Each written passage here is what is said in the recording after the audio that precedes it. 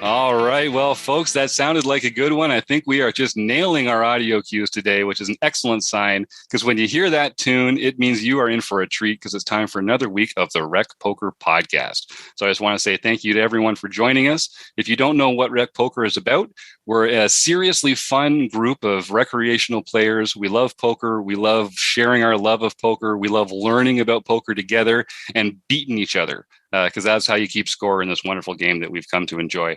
But most of what we do here is free. It's a largely volunteer organization. So I have to thank our sponsors, the Running Aces Hotel, Racetrack, and Casino, and of course, Mark Prashant over at Website AMP. But it's not just our sponsors. We rely a lot on our premium members and our Wrecking Crew members to help make the magic happen over here at Rec Poker. So I'd be remiss without thanking Rich Dietz, who's been a great premium member for a while, a constant presence in our online play and hang on Tuesday nights. And he's been kicking butt in the poker world. And I hope that Rich is doing great. I look forward to chatting with him again soon. I just want to say, if you're listening to this live on YouTube, we encourage all our, not just members, anyone can come and join us live for free on YouTube while we're recording, type their questions in for our guests. And we even do a draw for a prize at the end of the session. So it's completely free. Come and join up with us and have a good time. Enjoying what we do here on poker at Rec Poker. So I've got the best job in the world. I don't know if I said it, but my name's Jim Reed. I'm Bluffsterini in the home game. And you can find out about me by going to rec.poker/crew. And you can also find out about other members of our Wrecking Crew, like this guy over here. So I'm Chris Jones. You can find me 5B5 on Twitter or 5x5 in the Poker Stars home game. And I'm excited to announce that we are doing a special recording today. This is a very Jim-centric recording because we're recording it on my birthday and we're releasing it on Canada Day. And so who better to have on the show than the one and only Kara Scott, a fellow Canuckian and a wonderful person in the poker world. So I can't wait to get to know you a little better over the course of this conversation, Kara. Well, first of all, happy birthday. And I mean, happy Canada Day. Yeah. But thank you so much. I'm so glad to be on. I'm a big fan of obviously recreational poker, and I'm a big fan of Canada. So I'm happy to be here. Nice. Well, that was one of the things that I was thinking about when we talked about getting you on the show. You've played a lot of different roles in the poker world. You've obviously played a lot of poker, but you've been in front of the camera for a lot of it as well. I think you've probably done more of the actual work of production behind the scenes than people know. But I'd be really curious to know, in your own mind, sort of what do you consider your role to be in the poker world today? Oh, you know what? For me, that's actually become kind of it's a difficult one over the last few years because it's really had to evolve. Like my role in the beginning was always broadcaster who played poker. You know, my very first kind of introduction to Texas Hold'em, because I'd played poker, but more like 5-card stud when I was a kid. My big introduction was actually getting a job broadcasting an online poker show that was actually on a super high cable number in England. And we were on through the middle of the night and we looked at online poker, and I had to learn how to play basically live while people emailed in and told me what they thought. And that was fun, as you can imagine. But they were actually an amazing community. Like I'm still actually in touch on a fairly regular basis with some of the people that I met who were just viewers of that show. And we still like, what's up? We were sending each other pictures of our like kitchen renovations yesterday. Like it's nice. That for me was a big deal. But then I started playing more, and then I started winning, which was really nice. But I've never been a pro. I mean, winning is awesome. We do like winning. Yeah, that's But I think my role has always kind of been ambassador, whether that means as a broadcaster or an ambassador for, like, at the moment, I'm an ambassador for 888, and I have been for years. And I get to, when I'm able to travel, I get to travel to the 888 live stops and see people and kind of host events and be there. So yeah, it's a difficult one, but you are right. I actually do more behind the scenes now than I ever did before. Before I got into poker, I was a TV producer. I used to produce sports shows. Yeah. In England, which is, I used to be I did Muay Thai. a long time ago. And I was never that good at it, but I loved it. And then I ended up doing a TV show about it where I was the host, but also the producer for it. So now I'm kind of producing again, which is fun. I'm working with some really great guys, and we're producing, poker videos kind of thing where I'm, working with editors and sound people and kind of getting back to my roots, which is fun. And I can do it from home, which is nice. It's been good the last few years. Oh, I'm so excited for you. We do a lot of stuff here, kind of working with volunteers and friends and cobbling things together. As you may have noticed, our production values are slightly lower than most, but this is recreational poker player here. So, that's great. I'm so excited for you to be back into that. You obviously enjoy it, just listening to the way that you talk about it. So what are some of the things about that speak to you that you get excited about, that particular aspect of what you're doing right now? Well, it was actually during the lockdown of the pandemic when the guys got in touch with me, and they're awesome. It's a company called Snapcall, and it's started by the guys who did a lot of stuff with poker listings way back in the day. And they're friends of mine. They're people that and they're Canadians, and they're people that I like, just genuinely like.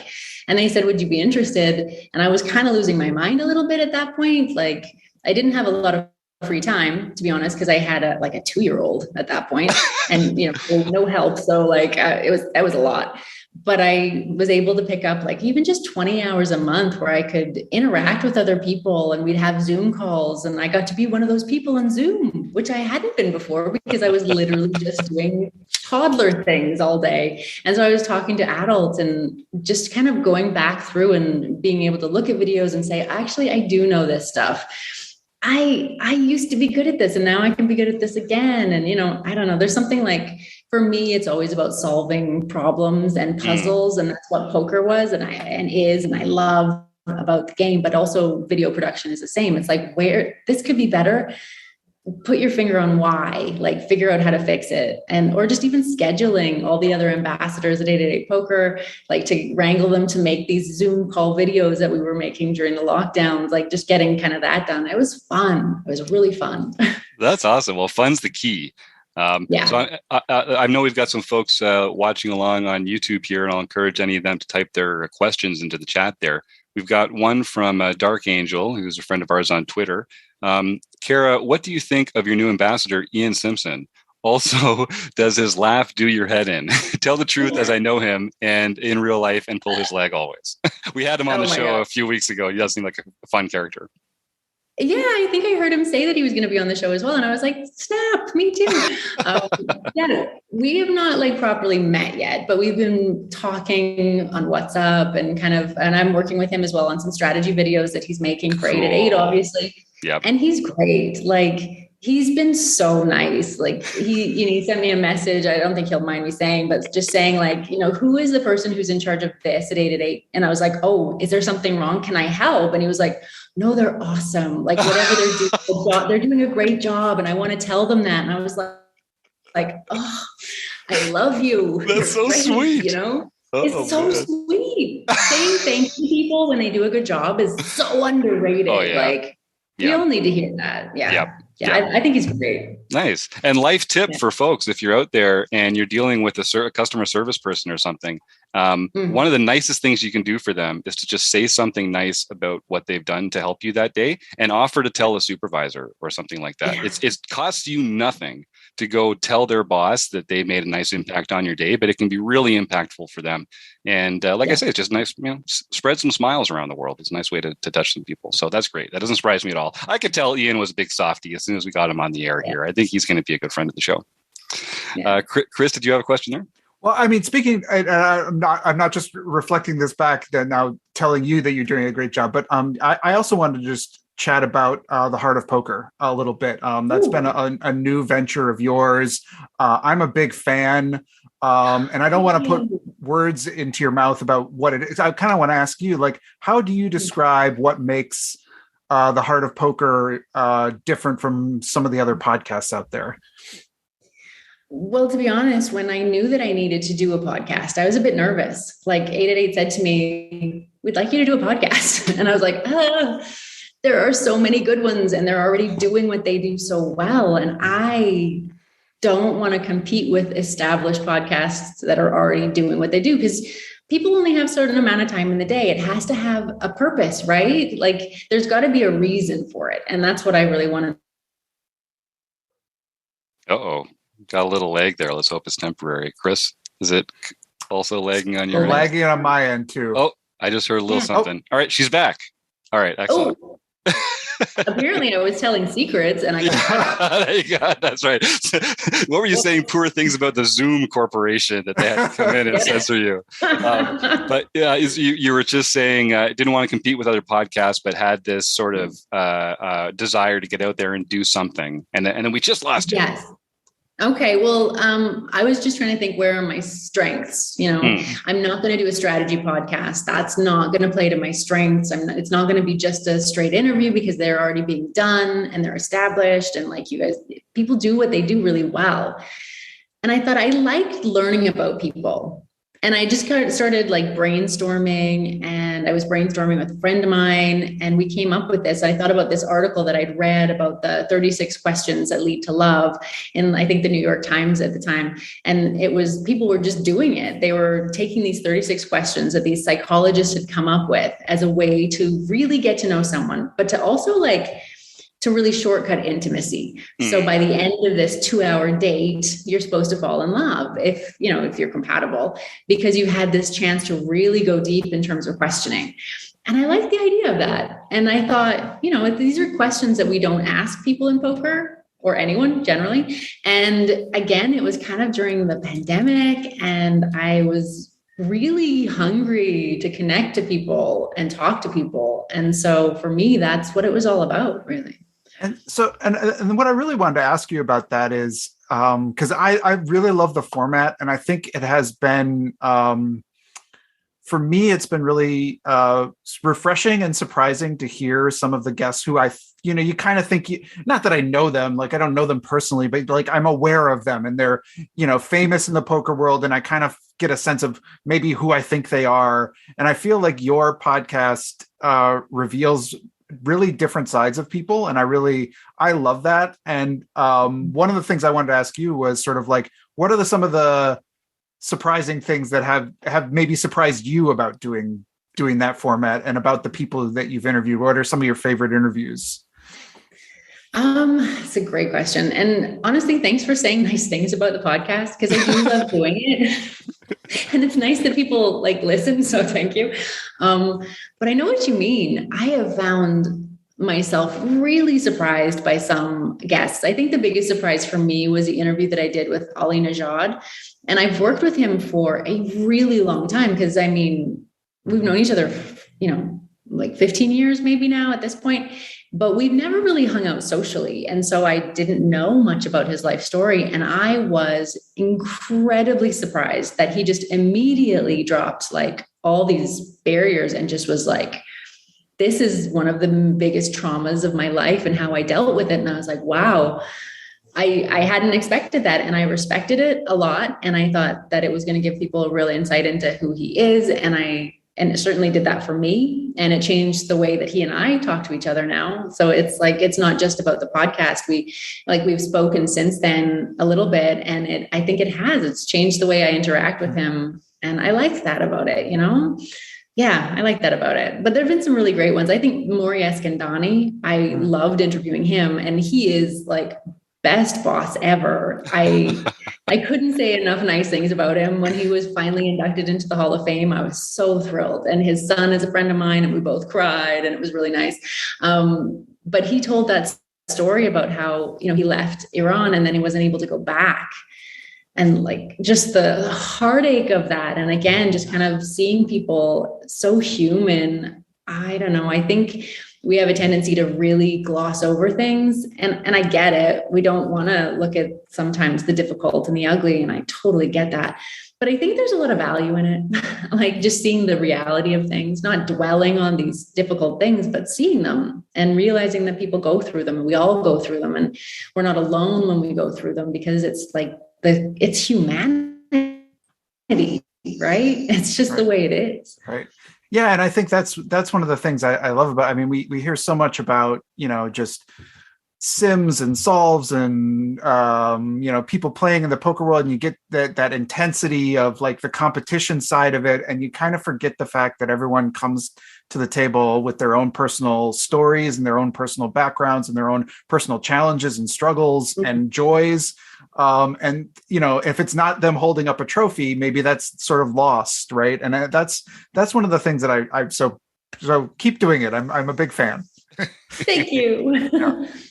But it can't all be sunshine and lollipops. There must be some challenges associated with it. My question would be, what's the hardest part of doing a regular podcast like that? Just sky's the limit. What's the hardest part about for you of doing it? Well, initially when I started it, I imagined I was going to do it for a year, and it's like a monthly thing. So it was going to be 12 episodes. And I was thinking the important part of it for me was that the whole experiment was about a conversation. So it wasn't an interview. It's about a conversation between two people who both share. And that's what makes people comfortable, to say their own. But then after a while, I've told my stories, and I wasn't sure how personal I wanted to be with it, because I've never been personal and open in that way in poker or like in the media before. And so for me, it was like, okay, so do I keep telling stories? Do I change it to an interview? Do I, open up, and how much do I open up? But I'm still kind of figuring that one out for sure. Yeah, me too. I'm sort of like a famously private person up until a few years ago when I got more involved in rec poker.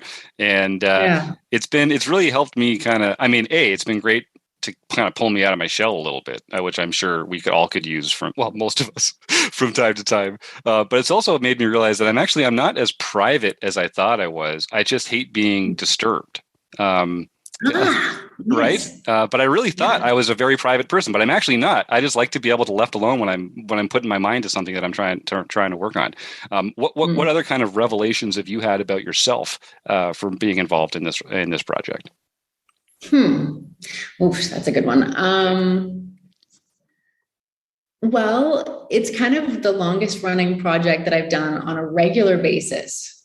And I'm not sure how long it's like, because everything else I've done, like I do the World Series once a year when I can, or, I do this, I do that. But this is like once a month, I have to figure it out. I have to really think to myself too, like, who should I get on as a guest? And that's a collaboration. It's not all me. 888 helps decide, if they want to do this or they want to do that. But then I need to be thinking, who else do I want to have on? I want to have people that are more of a cross section of poker, but they still have to be people that, others want to kind of listen to. And for me, it's kind of taught me where my blind spots are, I guess, and trying to think, I don't always want to be thinking about the same exact people, and I don't want the roster of my podcast guests to all look the same, like I want to actually challenge myself to go, maybe I've got some biases that I need to get rid of and just look outside of the box in terms of who I would normally get on a podcast. So that's been good for me, I think. Nice. Now, I don't know what the poker scene was like in Italy, or now I know you've moved. I'm not going to dox you, but have you had a chance? Have you had a chance to play much poker over the last little while? No, unfortunately. In Italy, you can only play on .it, which I could have done. But I mean, especially after my little girl was born, I didn't have a ton of free time. And so I've really struggled with actually playing poker. I played a bit live. I was in Madrid right before the lockdowns happened, and that was amazing. I'm glad I went because that was super nice. And I played some poker. It was fun. And actually the first tournament that I played coming back after my maternity leave was 888 Live in Barcelona. And I actually won the ladies event in that. And I was really proud of myself. So, because, it was actually the second event I played. I played the main, and I just completely tanked the main. And it was weird. My brain had turned to mush. I hadn't played for so long. I was sitting there. I was like, oh my God, aces, what do I do?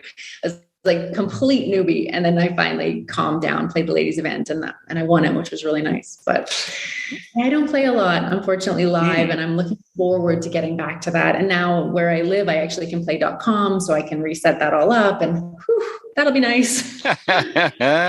Well, I know a lot of our listeners are recreational players. Some of them might be heading down to the World Series this year to take a shot.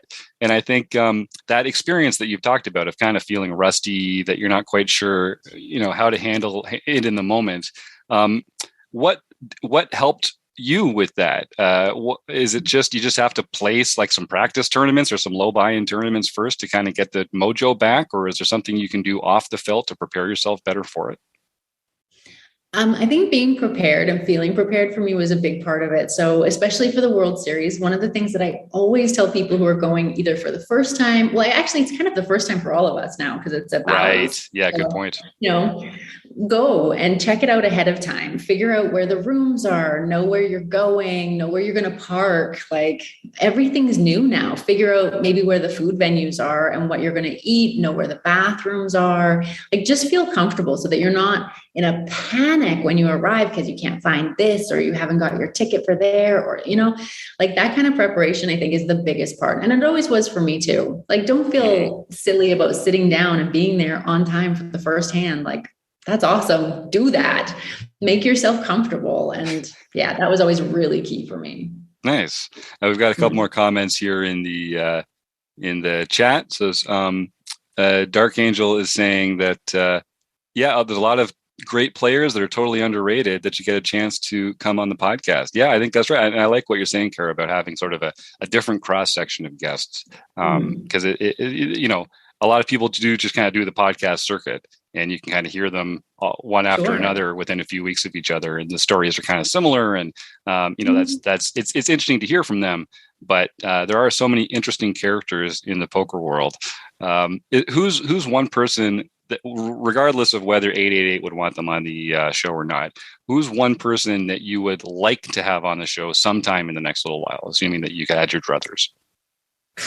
I mean, if they'd say yes. That's what we're talking about. Yeah. Yeah. Like that's the thing. I would love to get either Tom Dwan or Phil Ivey on because they don't really do that, like they aren't doing the super personal interviews. And I'm curious to get to know them. Like I'd like to actually do that to figure out where they are in their lives right now. But I think they're both incredibly private and that's just not something they're going to do. I really wanted to get Linda Johnson and Jan Fisher on maybe together. I think that would be amazing. And the whole plan was we were setting it up and then the lockdowns happened and we didn't end up going to Vegas. We were going to do it live in the first year that we were doing it. So yeah. And then it didn't happen because they didn't want to do like the Zoom podcast with me. They just were like, we don't have the camera. The microphone is kind of a pain in the ass. Like, let's do it live. And I love them. Yes. So there won't be time, unfortunately, for me in Vegas this year because I'm flying literally in the day before and then out. But I would love to get them for sure. The stories are amazing. So. Yeah, they've seen some things, so they have a chance to share some good stories. So, what are your Vegas plans this year? When are you going in? What are you playing, and what are you looking forward to? Well, I will not be able to play, unfortunately. I'm going to be flying in. I won't even. Yeah, I know. No, not even a single tournament this time, which is sad. But I do get to go, so I'm not complaining at all. I'm not going to be on the coverage either for the day ones because I had to shorten my trip. It's really tough because childcare is kind of an issue for me, and so that's something that I just can't go for 3 weeks like I used to. And I'm hoping next year I can, but this year I can't. So they were super kind to me, said that I could not go for the day ones and I'll start on the coverage after that. I'm flying in, I think the 8th or something. And then I'll start on the 9th, just like hit the ground running. Hopefully jet lag won't be super brutal. And then I fly back home as soon as we're done. So. That's great. Well, that's going to be fun. And yeah, it's going to be it's the first year at Bally's, of course. Lots of things are going to be different. You hear all these kind of mixed reports about how things are going down there logistically. What kind of precautions are you taking? Are you worried about getting COVID? Like what's on your mind as you head over there? I mean, COVID's kind of a terrible thing to get. Like, I don't want to get it in terms of, I'm not scared of having a small fever and a cough if that's, if I was lucky enough just to have it mildly, but I do really think that a lot of the research says that there's long-term effects that we just don't quite even know yet. And the ones we do know, not great. Yeah. So if I'm going to be getting this for the rest of my life periodically, I want to minimize the number of times as much as I can. So and also I'm going to have to quarantine when I come back because my 4-year-old actually has a lung issue that she's born with. Yeah, which has been an absolute nightmare through this pandemic because we've had to be incredibly careful about isolating with her through most of it. And now that's not really possible anymore. And so we're just, carefully kind of moving through. So I'm going to be going in. I will be wearing a mask no matter how crazy everyone looks at me. They do it here anyway. Me too. Yeah. Yep. I'm literally the only person in shops. I'm living in Slovenia now, and there is zero masking here. And in Italy, it's a very common thing to have your mask on in a shop or whatever, and it's not looked at as strange at all. But here, it's like it's almost a little aggressive, like what the hell are you doing? And I want to say, I have a little girl who has a lung issue and I have to be more careful, but also I just really don't want to, I don't want to catch it. And if I have, I don't want to give it to you. And but nobody wants to hear it. And I get that. I'll be wearing it on my way to work. I won't be able to wear it obviously on camera. Right. I'm not going to be doing as much kind of going into the field and talking to people as I normally would. Cause I just, which is a shame, but hey, we're poker players, not gamblers. Yeah, right. Thank you. So let's talk about that a little bit. So why Slovenia? You've got this international allure. You're, this Canadian kid out on the world doing great, exploring all these fantastic places. I guess, first, what made you decide to settle in Italy? Because I know you lived there for quite a while. And then what made you decide to move to Slovenia? Well, I'd been living in Italy and then moved to Slovenia, actually, I don't even remember when, 2015 or something, and lived in Slovenia here for 4 years. And it was amazing. And then I had my daughter and I was like, as much as I love this country, I am struggling to learn the language and it doesn't, and I didn't want her to grow up feeling so foreign. I didn't want her to be an expat kid who went to English schools. I wanted her to live somewhere that she felt like she belonged. And she's half Italian and half Canadian. So I was like, Italy is literally 2.5 hours from here by car. It's not far. Right. And all of her grandparents and her cousins live there. So we moved back there just so that she would have that experience. But then almost immediately, within 6 months, the pandemic started. And we weren't actually able to see most of those people anyways. And she wasn't either. And finally, it was just I love Italy. I do genuinely love it, but it's hard because a lot of things don't work. And that's not a function of the people. The people are amazing, but the government and the bureaucracy there is just stifling. So Slovenia, I'll tell you, one of the most ecologically sustainable, eco-friendly, forward-thinking, progressive countries in all of Europe. They actually were the green capital. This city is the green capital of Europe a few years ago. It was the #1 tourist destination in Europe a few years ago. It is an absolute gem. It's an amazing place. And it's a good place for her to grow up. It's super green. There's tons of parks.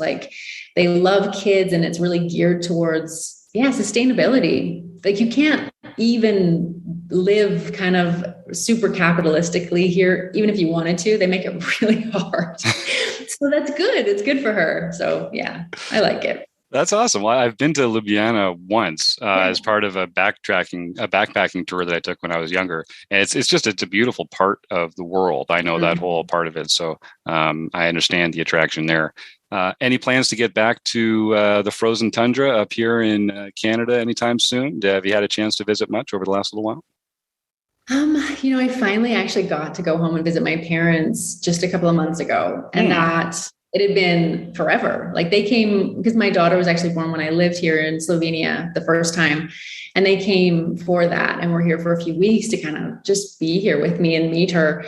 And then with everything happening, my parents, my father's not in the best of health. He actually had a heart attack in the very beginning of the pandemic, which was pretty stressful for everyone concerned, especially him.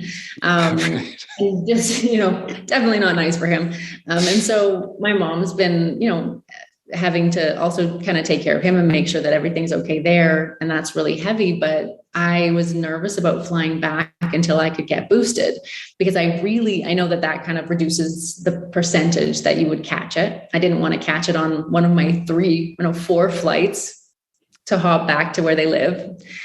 I wanted to be able to see them properly. So I got boosted and I kind of went back immediately, and it was just amazing to see them. And yeah, I miss them so much, and I can't wait to get back again. And that's going to happen a lot more often now. So I'm very grateful for that. No, I'm so glad to hear it. That's wonderful. Well, we are coming up. We're a little over half an hour into the show. I want to respect your time. I'll give the folks in YouTube a chance to type any other questions, and then we'll do a little prize draw at the end of the show before we let you go. I think the prize this week will be a free month of premium membership at rec.poker. So if you're in the YouTube chat and you'd like to be entered into the prize draw here, just type the word contest into the chat, and then we'll roll a little magical die and see who's going to be the winner of a free month at rec.poker. So yeah, type contest in the chat there now.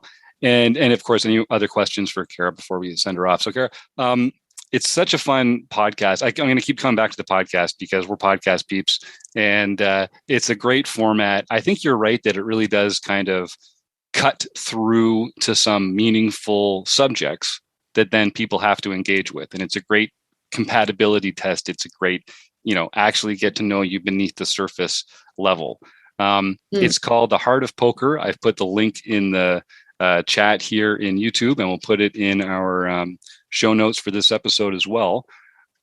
If it's not listening to the podcast, how do you prefer folks and fans to reach out to you to connect if they want to make a connection? Is it email or Twitter or Instagram? What's the best way to connect with you? Well, I am terrible about Instagram in that I almost never tab over to read my messages. And then I remember and I'm like, oh, there's so many. And then I just post. It's really overwhelming. So I can't do it.